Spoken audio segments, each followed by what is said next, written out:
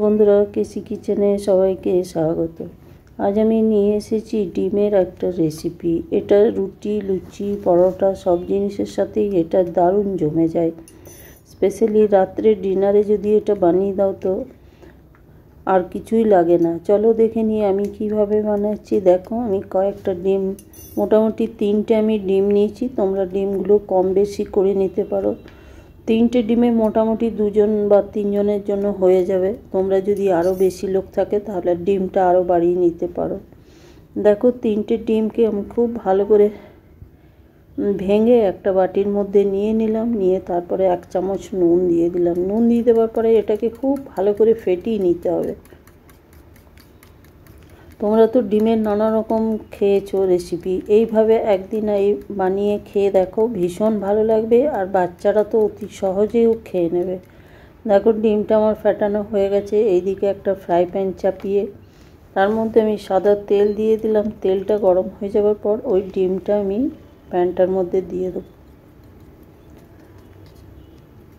এটা যদি বাচ্চারা সন্ধেবেলায় খেলে আসে তাও তোমরা বানিয়ে দিতে পারো। স্ন্যাক্স হিসাবেও এটাকে ব্যবহার করে নিতে পারো। আর এটা খেতে এত বেশি ভালো লাগে যে বাচ্চারা একদম টিফিনেও, তোমরা লাঞ্চ টিফিনেও তোমরা দিয়ে দিতে পারো এটাকে। তারপরে দেখো, এটা আমি খুব ভালো করে ভেজে নেব ফ্রাই প্যানে। যেমন আমি ভাজছি সেইভাবেই ভেজে নেবে তোমরাও। খুব ছোট ছোট করে, ঝুড়ো ঝুড়ো করে আমি এটাকে কেটে নিলাম।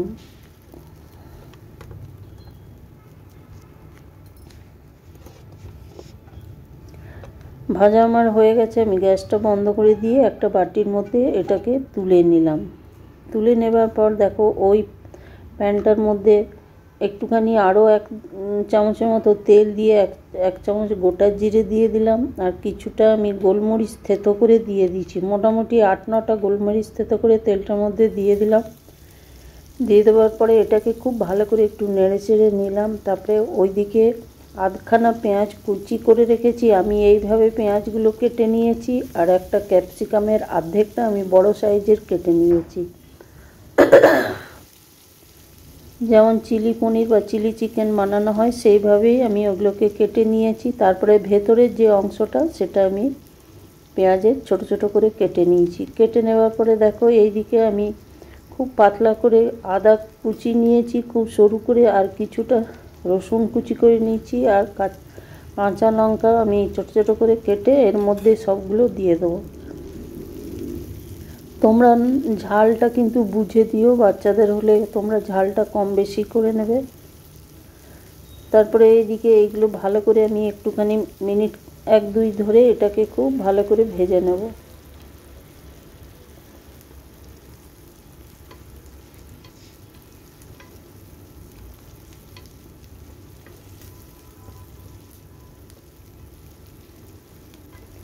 পেঁয়াজ বা রসুন আছে সেই জন্য একটু বেশ খানিকক্ষণ সময় নিয়ে এটাকে ভেজে নিতে হবে।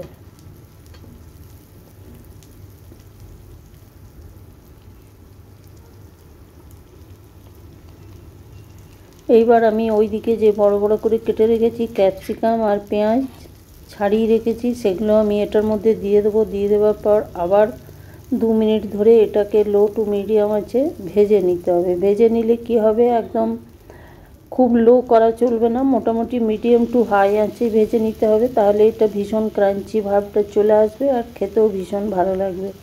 তারপরে দেখো, ওইদিকে একটা আমি বড় সাইজের টমেটোকে পেস্ট করে রেখেছি, সেটা আমি দিয়ে দিলাম। তোমরা চাইলে এর মধ্যে সসটাও দিতে পারো।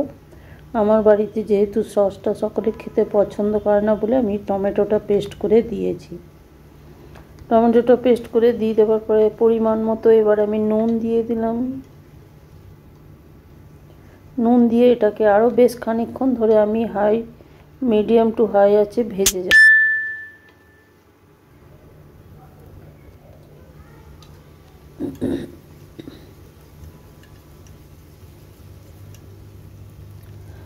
ভাজা আমার হয়ে গেছে। এবারে দেখো, কিছুটা আমি ওইদিকে কর্নফ্লাওয়ার গুলে রেখেছি, সেইটা আমি এটার মধ্যে দিয়ে দেবো। তোমাদের হাতের কাছে যদি কর্নফ্লাওয়ার না থাকে তাহলে তোমরা ময়দা গুলেও দিতে পারো, তাও সেই একই কাজ হবে আর একই রকমই টেস্ট হবে।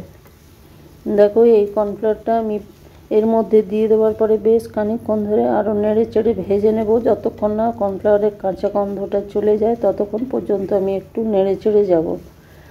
ভেজে যেতে হবে, ভাজলে কি হবে একটু বেশ চিটচিটে জিনিসটা চলে আসবে, তাহলে কিন্তু খেতেও ভীষণভাবে ভালো লাগে খাবারটা।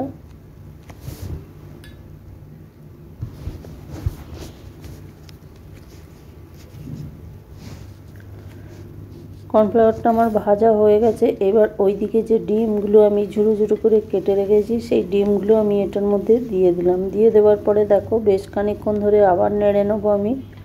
তাহলে ডিমের মধ্যে নুনের পরিমাণটা যেটা আছে, মশলাটা আছে, সেটা খুব সুন্দরভাবে মাখা যাবে আর খেতেও দুর্দান্ত লাগবে। আমার রেসিপি যদি তোমাদের ভালো লেগে থাকে তো লাইক, শেয়ার ও কমেন্ট অতি অবশ্যই করে দিও। আর নূতন বন্ধুদের সাবস্ক্রাইব করার অনুরোধ রইল। দেখো এটাকেও প্রায় 2-3 মিনিট ধরে আমি এটাকে ভেজে নেবো আরও ভালো করে। তাহলে ডিম, ক্যাপসিকাম আর পেঁয়াজ এগুলোর মধ্যে মশলাটা খুব ভালো করে ঢুকে যাবে। আর ভাজা হয়ে গেলে যত ভাজা হবে তত খেতেও বেশি টেস্ট লাগবে।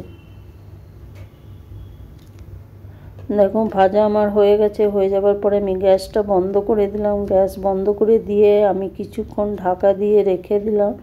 ঢাকা দিয়ে রেখে দেখো, ঢাকা খুলে আমি দেখাচ্ছি কত সুন্দর আর কত লোভনীয় আমার রেসিপিটা হয়েছে। তোমরা ভালো থেকো, সুস্থ থেকো, ফিরে